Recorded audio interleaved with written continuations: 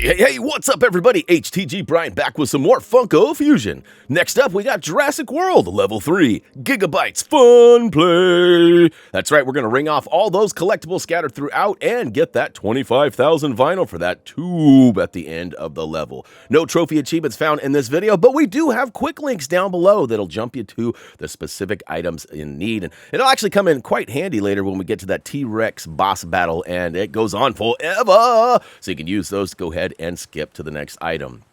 Here we are in the Funko Factory Hub world. We're going to make our way over to door number 3 and select the terminal here, which will load us up to the collectibles, which looks like most of the other levels. Now, one of the silver crowns in this level seems to be broken. I'll explain more on that when we get there, but just note that we found a workaround for it, and I'm not really happy with it. It's one of those weird wonkadoo methods. And all right, we've flipped the lever, we've popped that vinyl chest, and now we're cracking off the locks on the giant door at the bottom of the slope here. Once those 4 locks are gone, the door is going to drop and a bunch of bad guys are going to attack us. One of them should be the red orb baddie. That's right, go ahead and blast him and pick up that red mold Protopart, and we'll go ahead and slam it into the machine back in our spawn. Booyakashow. All right, 1 down, more to go. We're going to actually go down and do some story-based bits, but first, let's go ahead and grab this secret chest tucked behind the door that I never noticed until this playthrough. Kind of random.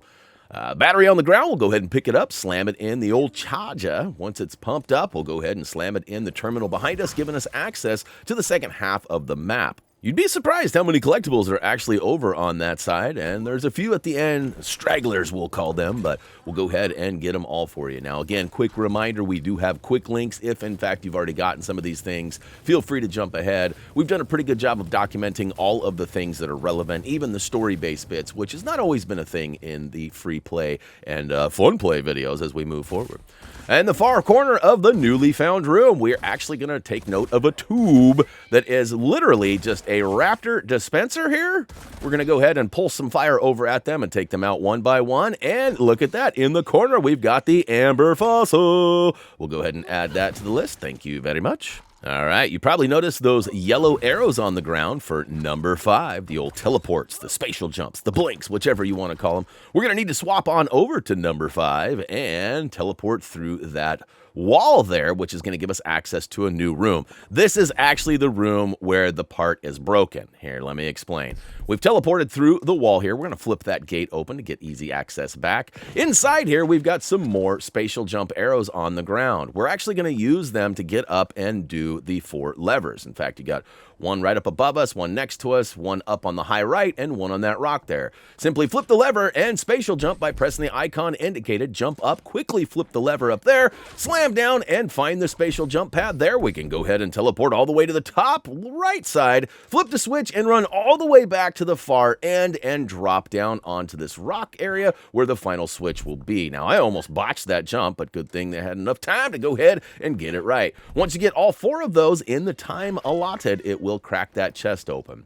Now for the doozy. There is a silver chest in this tar pit right behind us. It requires us to slam 2 gas tanks or propane tanks into these terminals. One is right there. We've got one done did already. The other one is right up above us on that ledge where the second lever was.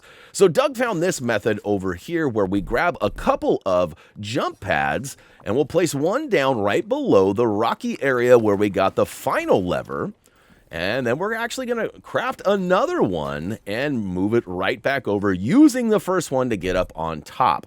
Again, this is not likely the intended method for the developers. I'm assuming there's a portal that's missing, or perhaps for some reason in the update, the spatial jumps from 5 are not allowing objects. Like, I feel like we should be able to teleport with the old propane tank or the gas tank. That is not working, and I don't know if that'll change. I would highly recommend trying to jump on those arrows, but as you saw, it sadly was not working for us at the time of this recording. Now, I didn't want to hold these videos up forever either and then just not do this video or level, so I just went ahead and tried to use Doug's method, which is simply use the 2 bounce pads, grab a gas canister, and try to time the jump perfectly up on that high right ledge. Doug says he made it over to the main ledge, so it is possible to jump, and I actually did a couple of times, but I found it easier to get up to that upper ledge on the right. If and when you can get both tanks slammed into their spots, it should drain the La Brea tar pit here, revealing some... I thought that was pretty cool, right? I mean, that's basically what this is. Under it's a bunch of fossils and a silver chest, and for a half a second I thought I was totally trapped in here, but luckily we can get out.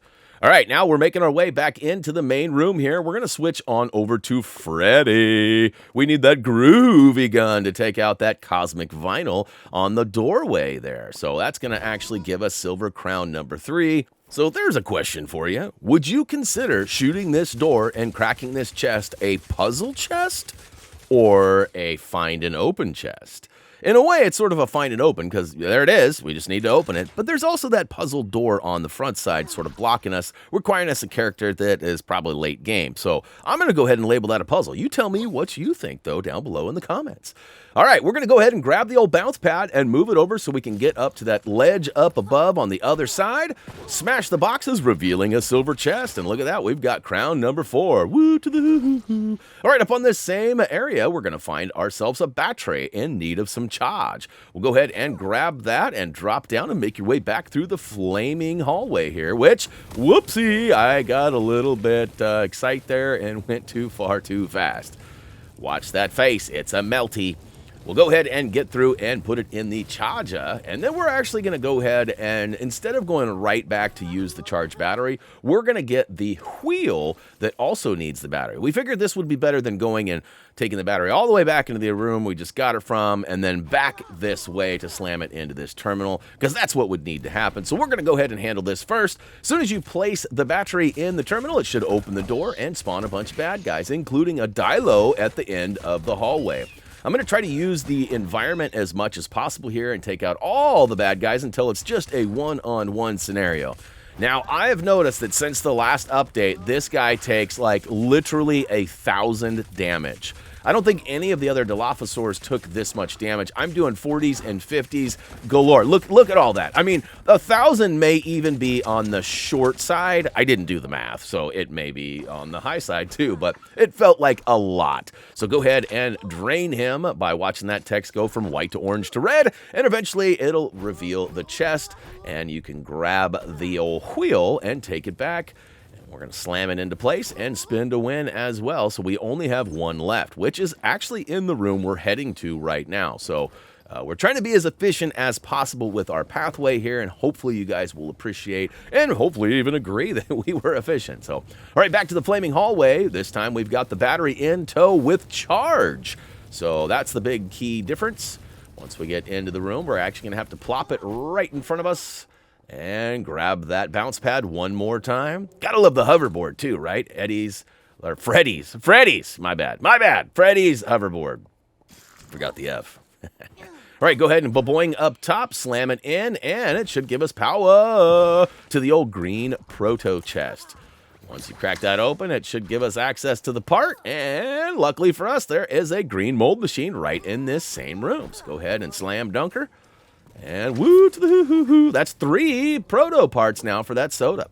On the same floor, we're going to find a silver chest. This is a destroy all baddies. So we got to take all of them down. And I found out the hard way, if you actually die, it respawns the chest. So don't die!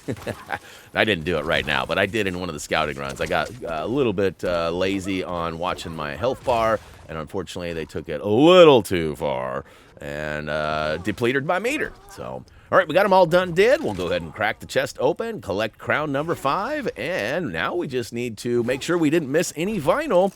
And, of course, grab the couple of, well, there's a couple of Dino plushies in here. Probably noticed them already. One's on a power box over on the wall right next to the green mold machine. And right up above it, hanging on a light fixture, is number 2. So we'll go ahead and knock both of those out right now. And again, don't forget to get your vinyl. And before leaving the room, we're going to actually want to grab the old wheel on the wall there. And we're going to take it right on back and place it right next to the other wheel, which will put out the fire, allowing us to go towards the T-Rex battle. Now, as I mentioned earlier, that battle goes on and on and on. One could say it was just how it was designed. Others might say it's because Brian has bad aim. Regardless of the reason of why it takes so long, it does take about 5 minutes, which is roughly about a third of this overall video.